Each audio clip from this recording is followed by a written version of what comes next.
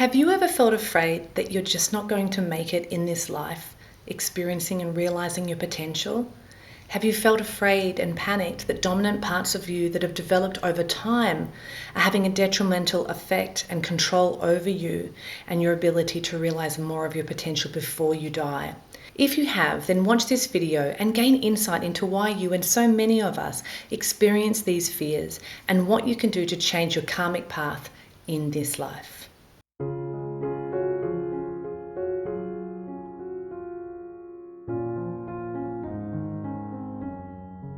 Hello, my name is Illura from thesacredgates.com and welcome to another video. If this is your first time here and you want to learn how to access the infinite power of your awareness, learn practical meditation tips, and experience new levels of relaxation and awareness through our guided meditations, start now by subscribing and clicking the bell so that you don't miss anything. This video is a lot about the changes that take place as we get older, because it's as we get older that we notice that it gets a lot more difficult to change, and that a lot of the patterns that we give a lot of our energy to in creating over time really start to show their influence and their impact as we age. You know, when we're younger, we really feel like we have all the time in the world and we have this sense of no regret. And this allows us to get a lot done. And in other ways, it also, unfortunately, is a little bit of a curse where we don't realize the potential of that season in our life and then don't make the most of that time. And what many of us, as we age, as we get older, what happens is that we find that we do find it harder to change. And this video, we're really going to look at why that is. I'm sure you know, perhaps your mum or your dad, or both your mum and your dad, or even yourself or other people you know, that really just seem stuck in their ways. You know, a lot of people I know with a mum and a dad still alive are like, they're never going to change. They're just stuck in their ways. And, you know, there's so many things that cause that, and one of the things that causes that is we look at the person's personality and we notice that they're just not able to change, even though they know that they're wrong, or they won't say sorry, or they're not able to kind of fix a mistake or fix themselves or change something for the better. We see that they've accrued so much over the years that they're stuck. And that stuckness has a lot to do with the personality. When we look at the personality is really a bunch of like millions and millions of contractions that are formed over time, over and over again through repetition. As we attach and we think that we are the personality, we're then not able to change it as we lose the neuroplasticity in our brain. And that's another topic we're going to look on in this video. Have you ever seen like one of those little old ladies walking along the street like this? They're kind of like bent at a 45-degree angle, and they're walking along like that, and you think, wow, how did you get like that you now can't straighten up? And so this is a very good example, because it's a physical representation of how we do get stuck in a certain position, whether it's mentally, which is where a lot of these contractions through our thoughts, and or physically, like this little old lady. All of these patterns that we recreate and put on repeat throughout our lives, they actually accrue energy, they accrue momentum. And what happens is they turn into inertia. They gain their own inertia over time through our lives. And so it's often not until we realize as we get older that we actually have these patterns, and they're really difficult to get out of. And this can cause a lot of panic for many people, especially if you're very conscious and you're aware of what you'd like to become, who you are, and you know how to change, but you just can't bridge that gap. And you just get this kind of fear coming up, and you realize that you don't have all the time in the world. Someone a few years ago mentioned a term to me called the point of no return. And the point of no return freaked me out a little bit. I remember feeling a bit disturbed by the sound of this point of no return. You know, I had it in my mind that I had all the time in the world to change who I was, and to be able to sort out my negative patterns and be able to live life in the various ways that I wanted. And this idea of the point of return really challenged my idea of time as a finite substance. Now, of course, time outside of a physical body is finite. In its pure essence, time is timeless and it's boundless. But within the confines of a physical body and one karmic life, for example, time is extremely finite, and we only have a certain amount of time which is in a sense in competition with all these streams of inertia, whether they're positive or negative, yeah, and kind of like racing towards that death, you know. And the reason why people who are often spiritually more conscious in this lifetime are afraid of this point is because many of us know that once we cross over through the greatest transformation, that is death, one of the greatest transformations, and in a sense the unknown, that we don't know really what's going to happen. But some people have a sense of, you know, going through a process of sorting out who we've been in this life and weighing up and then, you know, who we're going to be in the next life. So neuroplasticity is basically, in short, your brain's ability to adapt to change. Yeah, it's a term that's used to describe the brain changes that occur in response to experience. And it's the brain's ability to recognize itself by forming new neural connections throughout life. Neuroplasticity is what allows the brain to adjust to nerve cells' activities in response to new situations or changes in their environment. And so as we get older, the neuroplasticity tends to become less plastic and less flexible. And what I found really interesting is that there were these scientists that did some studies on monks' brains. Now, these are serious meditation monks, you know, very isolated, meditating all day. And when one of these monks would die, they would have permission from the monastery to cut open their skull and examine their brains. And what they found really blew them away. The scientists actually found that the long-term practitioners actually had altered the physical structure and function of their brains through hours and hours of meditation. And so actually specific areas of the brain actually had thickened physically due to hours of meditation practice. So what neuroplasticity is in relation to getting older is that the cortical thickness of the brain actually thins. Just as we get older, our skin thins as well. If you've noticed, your skin gets a little bit thinner, it's less elastic. And so the brain is just the same. And so people who do a lot of meditation and grow their awareness, their consciousness spiritually, they actually exercise that brain, and the cortical thickness of the brain is actually going to be thicker, and it's more protected, and it helps to keep everything intact, the brain intact. After hearing about this research done on monks, I found it extremely inspiring and motivating, and I'm sure you do too. It's quite inspiring, isn't it? And insightful, especially into what actually can help protect our brain.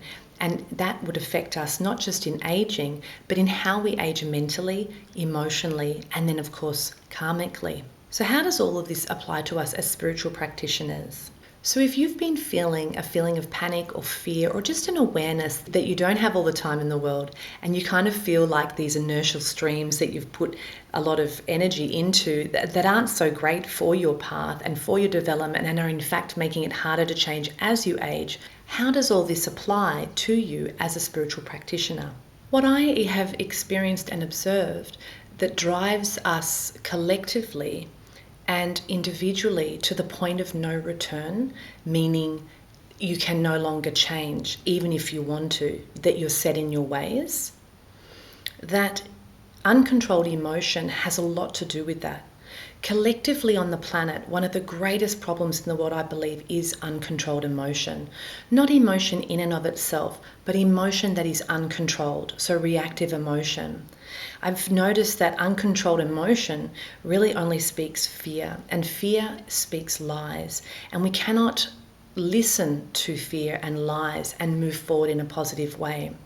We need to learn how to get control of our emotions, and then individually we're able to tend to ourselves and grow and develop in the way that we truly need, without continually getting stopped and overcome by these inertial streams that we've unfortunately put in place for ourselves. And often these inertial streams that are very detrimental, of course, they're part of our karmic map, they're part of our karma to sort these out. And there are certain things that I want to talk about as solutions in this video that can help us to dissolve and unburden ourselves in these ways. The larger consciousness on the planet today is very chaotic, and it's going through huge changes, especially at the moment.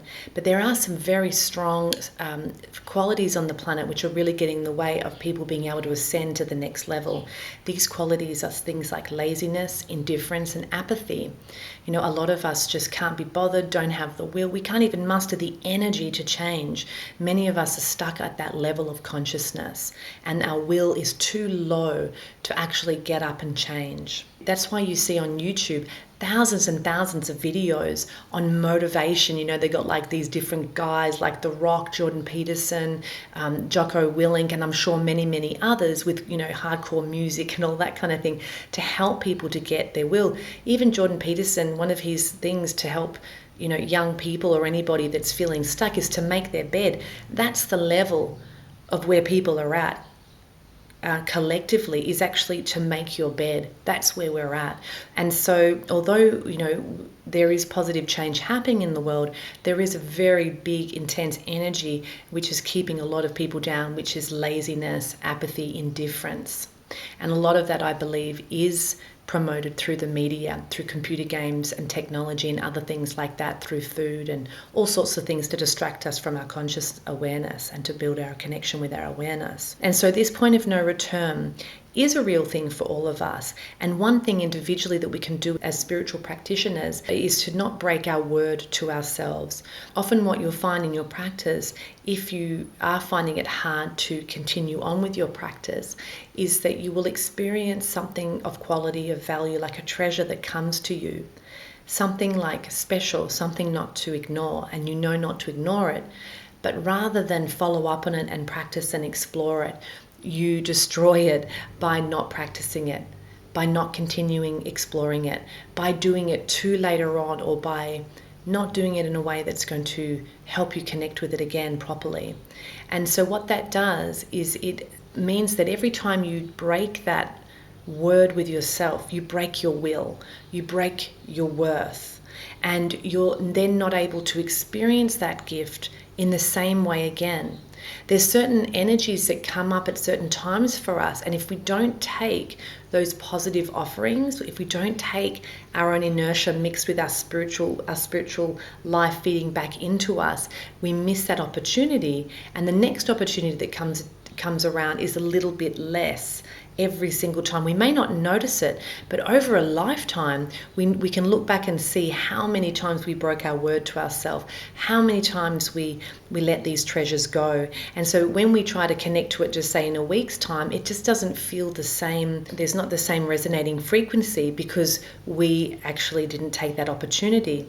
Now that creates an inertia in our spiritual life, in our mental life, in our all the whole shebang, and we are not able to then take the opportunities and run with them because we're weakening ourselves and thus putting more emphasis and accumulating more energy and therefore more karmic outcome in that inertial stream that actually feeds weakness, it feeds laziness, it feeds indifference, and it feeds apathy and the unhealthy ego. And so then often we'll feel this feeling of our potential slipping away, that the actualization of any level of our potential is always slipping out of our grasp. Now, depending on how strong your will is, that's going to affect the presence and effect of these inertial streams that are also part of the mix. Now, one thing that can happen, and we do see happen to people, is that they develop a certain amount of awareness through their spiritual practice of themselves, how things work, the mechanics of how things work, but not enough willpower to get up and change and do something about it in time. And so what can happen as they get older, or as we get older, what can happen to anybody is that we can have the same terrible patterns that kind of are like a nightmare for us, certain emotional reactions, certain mental emotional patterns, and we're not able to change them. We just don't have the ability, the skills, the energy, the will to overcome them, to transform them, yet we're aware of them. And so we're kind of locked in and we're not able to change, and we just kind of have to endure that for the rest of our life because that's how we are. And people endure things all sorts of ways. We see life out there, people doing different things as a way to endure. Lockdown as a way to endure their weight as a way to endure the relationships they're creating. They can't change them, but they'll just kind of endure through that process. And what happens is when we die, we take those inertial streams. We leave our physical body behind, we leave the camera behind, we leave the salt lamp and the bed and the house and our friends behind. But what we take are these inertial streams. These accumulations come with us. Now, this video is not designed to bring you down or to encourage more collapse than you may already be experiencing if you feel like that in your life at times or all the time. This video is not designed for that. Talking about neuroplasticity, talking about death, and talking about the point of no return is meant to give you perspective and a desire to do more of what makes you stronger, to develop your will, and to develop the qualities that are going to help you to overcome these patterns of inertia, these inertial streams that feel like they're dragging you down and making you slip away from what it is that you really know is good for you. So there are two paths, and I remember a dear friend of mine pointed this out to me, and you may have heard of this saying as well. And the two paths are about how you deal with fear. So the fear, F-E-A-R. There is forget everything and run. And the other path that you can take, the other choice, is face everything and rise. Yeah. And what a lot of people don't realize is, especially in the way our world is and the way our brains are, our minds are, we really have to fight for our own enlightenment. Even if you know you're not going to become, like a Buddha in this life and fully enlightened in this life, but you just want more for yourself, whether it's just for this lifetime or for this lifetime and for your consciousness continuing on. You have to fight for it. You have to fight for it because this world will just try to bring you down. Being mediocre in this world is the aim for a lot of people. The media wants it for you, the government wants it for you, sometimes your friends and family want it for you, and it can just affect you. And another thing that I think really affects the neuroplasticity of your brain is actually wanting to be normal. So many of us fear not being normal. We want to tick all the boxes. We don't want to stand out. We want to fit into the biggest tribe there is, which is the collective consciousness. And being normal really puts you at a mediocre level and really traps you in so many ways, and it actually kind of like imprisons your consciousness so that you're not able to take those little actions or big actions, even if it's just privately. That consciousness of normal can really play havoc in people's lives without them even realizing it. And even when you do realize it, because you grew up hooking into that, it can be quite a challenge. Hence, fighting for your consciousness, fighting for your expanded awareness becomes something of the spiritual warrior's path. So the solution to this, I want to offer a solution as far as I understand solutions to go. The tools that we have, the greatest tool that you have is your awareness. Yeah, your awareness has been around with you since you were a tiny little newborn baby in your mother's womb. And I would even say before that time. Your awareness has been aware of you in every single thing you have experienced up until this point, and right now, and right now, and right now, as you watch this video. Your awareness has been aware of who you are even while you haven't been aware of it.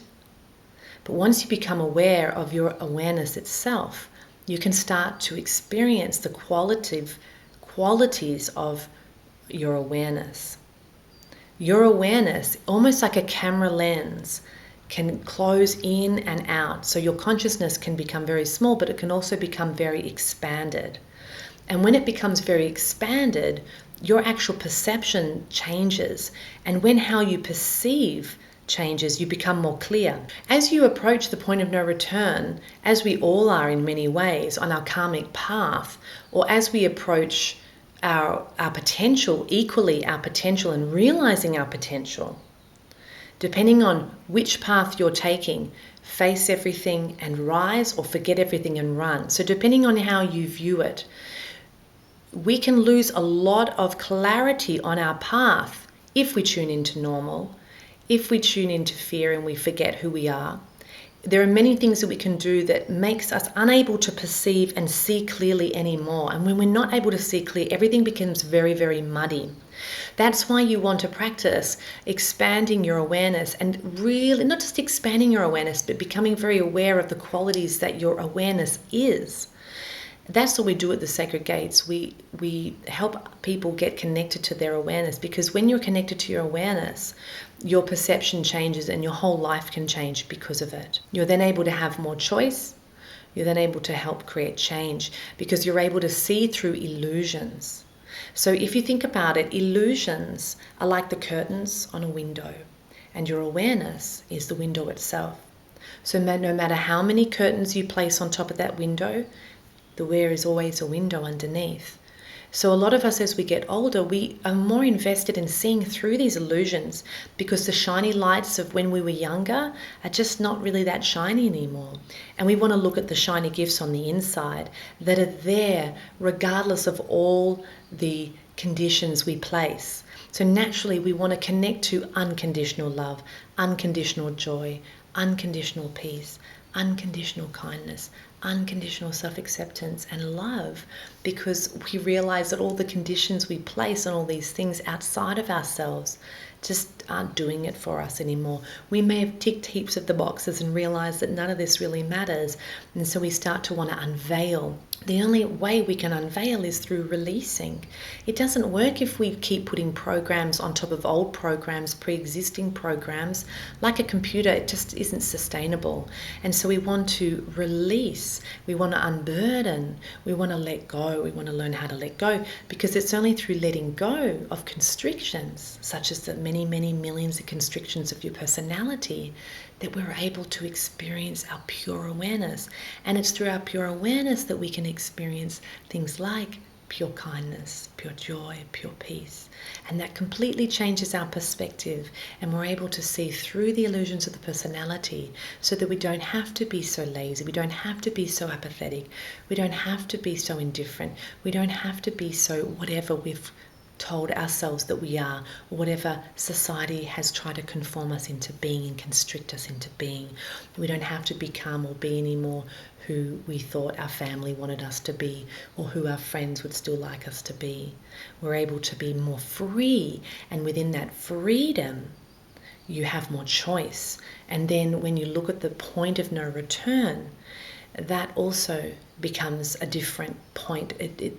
Your perspective on it changes, and then you've actually got some tools there, you've got some solutions, you've got something that you can do.